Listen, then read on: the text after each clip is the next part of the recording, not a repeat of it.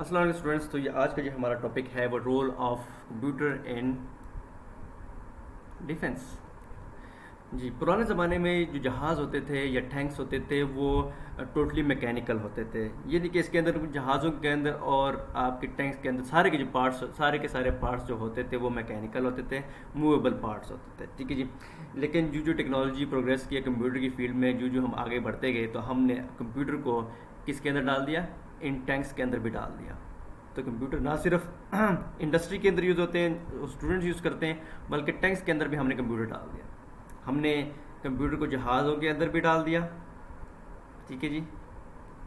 देखिए, जहाज़ जो थे और टैंक्स थे वो कंप्यूटर से पहले भी हमारे पास अवेलेबल थे, लेकिन उनको चलाना मुश्किल था। ठीक है ना, आपके पास बहुत ज़्यादा हाईली स्किल्ड प्रोफेशनल्स चाहिए थे, हाईली स्किल्ड जो है सोल्जर चाहिए थे जो इन टैंक्स को चलाएं। ठीक है। और इस तरह इन जहाज़ को चलाने के लिए हाईली स्किल्ड पायलट्स चाहिए थे जो सारा काम खुद ही करते थे। कंप्यूटर तो होता नहीं था, तो पायलट को ए टू जेड जहाज़ के सारे फंक्शन खुद ही मैनुअली कंट्रोल करने होते थे, मैनुअली खुद ही मॉनिटर करने होते थे, जिसके लिए बड़ा ही स्किलफुल पर्सन आपको ज़रूरत होती उसकी ज़रूरत होती थी। ये नहीं कि एक नॉर्मल एवरेज पर्सन जो है वो जहाज़ को नहीं उड़ा सकता था, यानी उसको उड़ाना बड़ा मुश्किल होता था एक एवरेज पर्सन को, तो बड़ा ही कोई क्वालिफाइड पर्सन होना चाहिए था आपके जहाज़ को उड़ाने के लिए। लेकिन कंप्यूटर की टेक्नोलॉजी आई और कंप्यूटर आपको पहले पता है कि बहुत बड़ा होता था, साइज़ बहुत बड़ा होता था कंप्यूटर का, लेकिन आहिस्ता आहिस्ता कंप्यूटर का साइज़ छोटा होता गया। कंप्यूटर इतना छोटा हो गया कि हमने उसको एक एयरक्राफ्ट के अंदर जो है वो उसको फिट कर दिया। और एयरक्राफ्ट के अंदर जो है वो एक कंप्यूटर नहीं होता, कई कंप्यूटर होते हैं। ठीक है, कई 100 कंप्यूटर होते हैं। ठीक है जी। सर टैंक्स के अंदर भी कई कंप्यूटर्स होते हैं। ठीक है, जो इसको ऑपरेट करते हैं। अब ये जो कंप्यूटर हमने टैंक्स के अंदर और जहाज़ों के अंदर इंटीग्रेट किए, डाले हैं उसके अंदर जोड़ा है हमने। ठीक है, उसका मेन मकसद ये था कि हम जो है चूँकि हाईली स्किल्ड लोग जो है वो बहुत कम होते हैं, जिनके पास बहुत ज़्यादा हुनरमंद लोग होते हैं, जिनके पास बहुत ज़्यादा जो है उनकी इंटेलिजेंट होते हैं, नॉलेज होती है, वो बहुत कम हमारे पास होते हैं। तो हमने ये चीज़ें इसलिए डाली कि एक तो ये कि हमारे पास जो है जो एक नॉर्मल या एवरेज पर्सन है वो भी जहाज़ चला सके, अगर वो मेहनत करे, उसमें जज्बा हो जहाज़ चलाने की, उसमें मतलब उसको इंटरेस्ट हो जहाज़ चलाने में। बेशक वो एक एवरेज पर्सन है, वो भी ट्रेनिंग लेके जहाज़ चला सकता है, टैंक चला सकता है। क्यों? टैंक्स और जहाज़ वो टोटली जो है हमने ऑटोमेट कर दिए, टोटली उसके अंदर हमने कंप्यूटराइज कर दिया है कि उसको अब चलाना इंतहाई आसान हो गया। क्यों? सारा काम तो कंप्यूटर करता है। पायलट का क्या काम होता है? पायलट सिर्फ जहाज़ को उड़ाता है, सिर्फ उसको टेक ऑफ करता है और जहाज़ को सिर्फ लैंड करता है। ठीक है ना। जितने भी जहाज़ होते हैं, सिर्फ पैसेंजर्स प्लेन होते हैं, एयरबस के होते हैं, बोइंग के होते हैं, वो क्या करते हैं? पायलट जब जहाज़ ज़मीन पे खड़ा होता है, जहाज़ जो है जब रनवे के ऊपर खड़ा होता है, अभी उसने टेक ऑफ नहीं किया होता। ठीक है जी। जब उसने टेक ऑफ नहीं किया होता, ज़मीन पे खड़ा होता है जहाज़। ठीक है, तो उस वक्त पायलट का सिर्फ यही काम है, वो कंप्यूटर के अंदर जो है जहाज़ के अंदर, कंप्यूटर के जहाज़ के अंदर डाटा फीड करता है थ्रू कीबोर्ड या टच स्क्रीन के ज़रिए, और वो कंप्यूटर को बताता जहाज़ को बताता है, यानी कि जहाज़ से कंप्यूटर को बताता है कि मैंने लेट सपोज जाना है from Karachi to let suppose London जाना है मैंने। ठीक है, यूके जाना मैंने, तो कंप्यूटर के अंदर वो मैनुअली फीड करता है। ठीक है, थ्रू कीबोर्ड या टच स्क्रीन। ठीक है, अपने कॉकपिट के अंदर बैठे वो फीड करता है। उसके बाद पायलट का सिर्फ एक ही काम होता है। क्या काम होता है? जहाज़ को सिर्फ टेक ऑफ करना, रनवे से उठाना।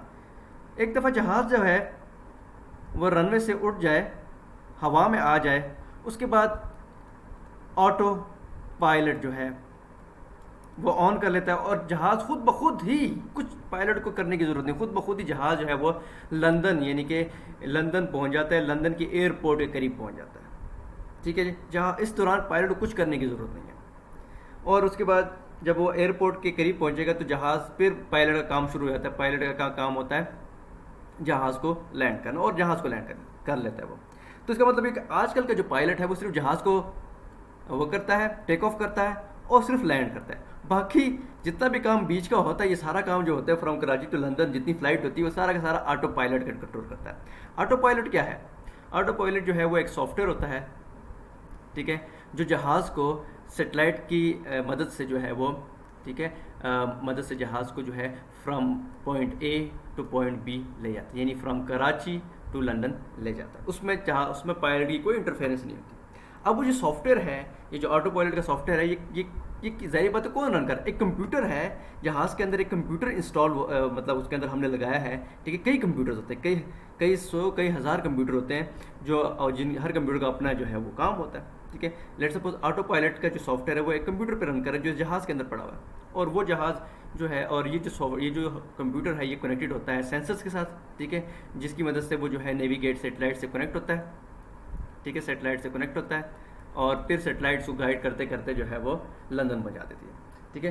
तो जहाज़ जो है आजकल, और ये टैंक्स वगैरह हैं, ये खुद ब खुद ही जो है ऑपरेट होते हैं। इसमें इतने ज़्यादा जो है वो जो ड्राइवर उसका होता है, या जो पायलट होता है टैंक का ड्राइवर या पायलट जो होता है, वो उसकी इतनी इनपुट शामिल नहीं होती।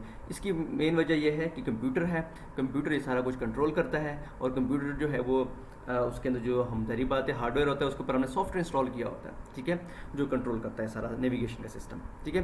तो जहाज़ के अंदर जो ऑपरेटिंग सिस्टम होता है, जहाज़ के अंदर ज़ाहिर बात है कंप्यूटर लगा होता है, यानी प्रोसेसर वगैरह जहाज़ के अंदर जो है कंप्यूटर होता है। कंप्यूटर का मतलब है कि उसके अंदर प्रोसेसर भी होगा, रैम भी होगी, ठीक है, और फ्लैश मेमोरी भी होगी, और फ्लैश मेमोरी के अंदर जो है वो ऑपरेटिंग सिस्टम भी इंस्टॉल होगा, ठीक है। जैसा जहाज़ होता है ना, जहाज़ के अंदर कंप्यूटर है, तो उस कंप्यूटर के ऊपर भी ऑपरेटिंग सिस्टम इंस्टॉल होता है। आपके घर के अंदर जो कंप्यूटर है ना, लैपटॉप है, आपका मोबाइल फ़ोन है ना, तो आप ये देखिए आपके पास जो मोबाइल फ़ोन है, ये जो एंड्रॉयड का मोबाइल फ़ोन है आपके पास, तो एंड्रॉयड के मोबाइल फ़ोन के अंदर जो ऑपरेटिंग सिस्टम किसका है, एंड्रॉयड है। ये ऑपरेटिंग सिस्टम इंस्टॉल्ड है, किसने इंस्टॉल किया, गूगल ने इंस्टॉल करके दिया है, ठीक है, या हवावे वालों ने इंस्टॉल किया है, या किसी और कंपनी जिससे आपने एंड्रॉयड का ऑपरेटिंग सिस्टम इंस्टॉल, एंड्रॉयड का जो मोबाइल लिया हुआ है, जिस कंपनी से आपने ख़रीदा है, उस कंपनी ने एंड्रॉयड का सॉफ्टवेयर डाला हुआ है उसके अंदर। और कौन सा सॉफ्टवेयर है, ऑपरेटिंग सिस्टम है, ठीक है, ठीक है, और सिस्टम लेवल का सॉफ्टवेयर है। इसी तरह आपका जो लैपटॉप है, लैपटॉप के अंदर आपने देखा होगा माइक्रोसॉफ्ट के ऑपरेटिंग सिस्टम इंस्टॉल होता है, ठीक है, वो कौन सा होता है, विंडोज़। लेट सपोज आजकल जो है लोगों के कंप्यूटर्स में है वो विंडोज़ 10, ठीक है, ये सॉफ्टवेयर इंस्टॉल है आपके मोबाइल के लैपटॉप के अंदर।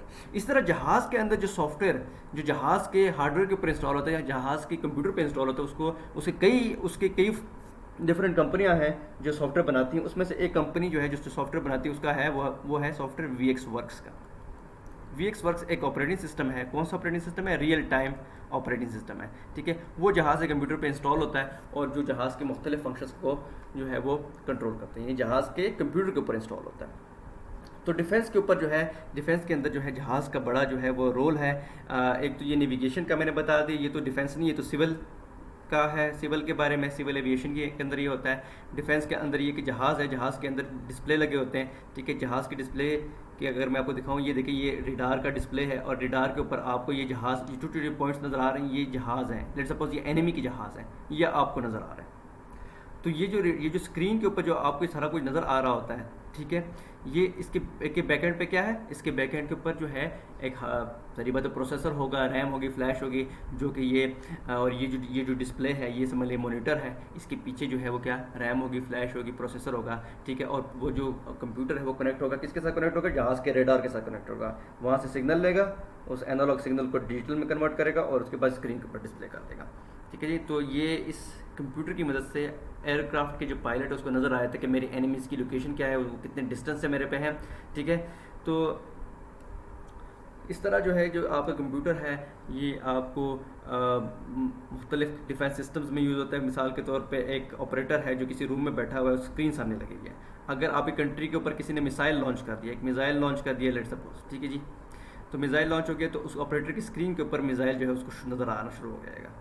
ये कोई ऑब्जेक्ट जो है हमारी टेरिटरी के अंदर इंटर हो गया है, ठीक है। तो फिर एंटी मिसाइल, ये जो ऑपरेटर होगा सारी बात है, यहाँ से फिर वो एंटी मिसाइल लॉन्च कर देगा, ठीक है। एंटी मिसाइल सिस्टम्स होते हैं जिसके अंदर वो मिसाइल, दूसरा मिसाइल यहाँ से लॉन्च कर लेंगे, एंटी बैलिस्टिक मिसाइल्स, ठीक है। एंटी बैलिस्टिक मिसाइल लॉन्च कर देगा, और फिर इस मिसाइल को ये इंटरसेप्ट कर देगा और इसको डिस्ट्रॉय कर देगा, ठीक है जी। तो ये जो रेडार सिस्टम्स होते हैं इनके साथ जो है आजकल आपके रेडार सिस्टम जो है कंप्यूटर के साथ कनेक्टेड है, ठीक है। तो कंप्यूटर की स्क्रीन के ऊपर ऑपरेटर को सारा कुछ नज़र आ रहा होता है कि कोई इनकमिंग मिसाइल आ रहा है, इनकमिंग एयरक्राफ्ट आ रहा है, ठीक है। तो कंप्यूटर का रोल तो डिफेंस में बहुत ज़्यादा है। अच्छा जी, तो और नेक्स्ट हमारा टॉपिक है मीडिया के बारे में, वो हम नेक्स्ट लेक्चर में डिस्कस करेंगे।